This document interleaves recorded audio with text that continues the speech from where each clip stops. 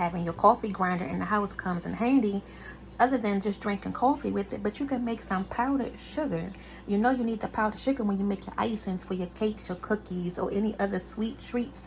And sometimes you may forget it at the store. And if you have some regular sugar in the house, plus your grinder, that's all you need. We want to go ahead and add 1 cup in our grinder. But all you're going to do is put it in there. And I did not fill it all the way to the top. You want to leave a little bit of head space, so that way it can mix up good. We tried it in our blender. That was an epic fail. But when I put it in the grinder, this came out a lot better. Hit the button. And watch it work.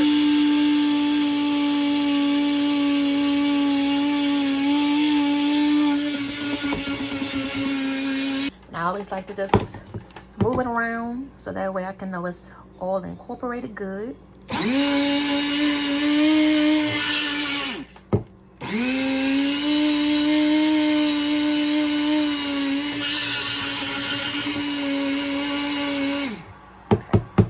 Now that took 2 seconds. I know you have about 2 seconds to make this homemade from scratch now. We're not that busy where we cannot make some powdered sugar. All you need to do is just buy the grinder. But this is fun. Now from here, we're just going to put this in a bowl, because we're going to use this right now as we're making a cake in real time. So we need some of this powdered sugar to make some glaze. There you go, you guys. Powdered sugar.